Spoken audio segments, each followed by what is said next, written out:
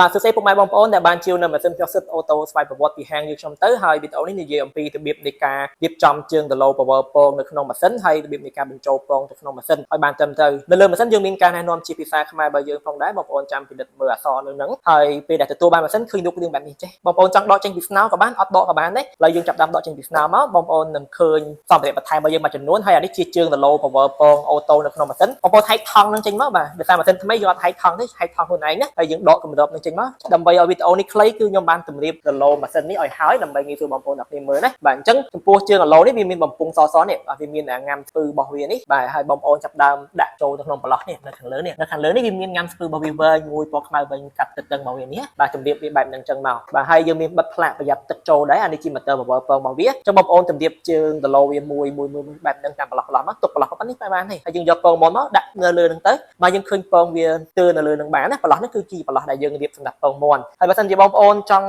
លៃដាក់ពងទាពងកងានយើងទំកើខិតចេញចូលណាទៅតាមប្រឡោះទំហំពងជាក់ស្ដែងបានបាទអញ្ចឹងអាចពងកងានពងទាខិតចេញចូលបានទៅតាមតម្រូវការដោយសារកន្លែងដាក់ពងនេះគឺគេមានសេរីប្រឡោះចេញចូលបានទៅតាមទំហំការប្រើប្រាស់របស់យើងជាក់ស្ដែងបាទហើយអាកន្លែងកតុយមួយនេះគឺយើងដាក់នៅខាងក្រៅនេះមកនេះអញ្ចឹងយើងដាក់បែបហ្នឹងអញ្ចឹងបងប្អូនអ្នកនេះគឺងាយស្រួលជំរាបបែបហ្នឹងអញ្ចឹងនៅខ្លួនឯងមកហើយចំពោះការបញ្ចូលពងនៅក្នុងម៉ាស៊ីនបងប្អូនអ្នកនេះយកពងមាន់មកយើងចាប់ដើមសរសេរថ្ងៃខែសម្អាតពងឲ្យស្អាតហើយយើងដាក់អាខាងទានេះជាមួយនឹងអាខាងស្រួចរបស់ពងមាន់នេះបាទយើងដាក់បដិញគ្នាចេះបងនេះបាទដាក់បដិញគ្នាអញ្ចឹងដាក់បដិញជាជួរអញ្ចឹងទៅដើម្បីឲ្យមានសោភ័ណភាពស្អាតផងហើយមួយទៀតការប្រវល់ពងរបស់ម៉ាស៊ីនវាវើទៅគឺវាប្រទាក់កន្លះគ្នាល្អណាស់បាទវាអត់រុញពងមានចលនាផ្លាស់ទីខ្លាំងទេបាទអញ្ចឹងចំពោះការដាក់ពងជាជួរនេះបងប្អូនធ្វើម៉េចសេរីពងរបស់យើងនេះជាជួរនេះបាទឲ្យវាពេញម៉ណែនមកជួរពេញល្អហ្មងកុំព្យាយាមទុកចន្លោះឲ្យវាប្រឡោះបែបនេះណាបាទបងប្អូនខ្លះគាត់ខ្លាចតាមម៉ាស៊ីនប្រវល់ពងអត់រួចមិនខ្លាចទេបងហ្នឹងហើយក៏មិនទុកប្រឡោះឲ្យម៉ាស៊ីនដែរបាទអញ្ចឹងយើងធ្វើម៉េចព្យាយាមដាក់ជាជួរឲ្យពេញទៅកុំទុកប្រឡោះបែបហ្នឹងអញ្ចឹងកាលណាទុកប្រឡោះបែបហ្នឹងអញ្ចឹងវាចាប់ផ្ដើមដល់ម៉ោងប្រវល់ពងអូតូវារុញអាពងនេះទៅខាងក្រៅឯងបងដល់ម៉ោងវាប្រវល់តោះទៀតវារុញអាហ្នឹងមកមុខវិញអញ្ចឹងពងរុញទៅ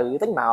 កវាធ្វើឲ្យដាច់កសែឈាមនៅក្នុងហ្នឹងហើយអញ្ចឹងវាពិបាកក្នុងការលូតលាស់មែនទេបាទពេលខ្លះចង់ធ្វើមុខគ្នាដែរណាអញ្ចឹងយើងមិនចាំបាច់ធ្វើចឹងទេយើងព្យាយាមធ្វើម៉េចដាក់ឲ្យពងឲ្យណែនពេញមួយជួររបស់វាណាបាទសម្រាប់ម៉ាស៊ីននេះ64ពងមាន់យើងវាយបានមួយជួរ8ពងបាទតែអាចស្ដាយបងប្អូនចង់ដាក់មិនក៏បានណាសេរីលេលោកចេញចូលចឹងទៅបាទខ្ញុំបន្ទាប់ពីយើងរៀបចំបែបហ្នឹងអញ្ចឹងហើយចាប់ផ្ដើមបាទគ្របកម្របម៉ាស៊ីនមកហើយភ្ជាប់ដោយខ្សែ motor power ពងនេះអានេះជាដោយខ្សែ motor power ពងរបស់វាបាទវា power ពងអូតូស្វ័យប្រវត្តិណាបងប្អូននេះភ្ជាប់បែបហ្នឹងអញ្ចឹងមកអញ្ចឹងយើងភ្ជាប់បែបហ្នឹងហើយចាប់ដើមគ្របកម្របនេះដាក់ខ្សែហ្នឹងទៅក្រៅអញ្ចឹងទៅបងកម្របមកដោតដោយភ្លើងចូលភ្លឹបតែម្ដងបងប្អូនចង់ប្រើអាគុយបងប្អូនចង់ប្រើភ្លើងហើយចំពោះម៉ាស៊ីនរបស់អ្នកលក់ប្រើផ្ទាល់គឺមិនដែលស្អាតទេបងប្អូនណាមានបែកអីអាម៉ាស៊ីនស្អាតទុកឲ្យបងប្អូនប្រើអស់ហើយបាទម៉ាស៊ីនលាងបែកកប៉ិចកពីកផតអីផ្សេងផ្ញើមកបែកអីគឺអ្នកលក់អ្នកប្រើខ្លួនឯងណាអញ្ចឹងជួបគ្នានៅវីដេអូក្រោយទៀតនិយាយអំពីរបៀបនៃការចុចកំណត់កម្មវិធីកម្ដៅហើយរបៀបនៃការបញ្ចូលទឹកនៅក្នុងម៉ាស៊ីនផងដែរអរគុណច្រើនបាទ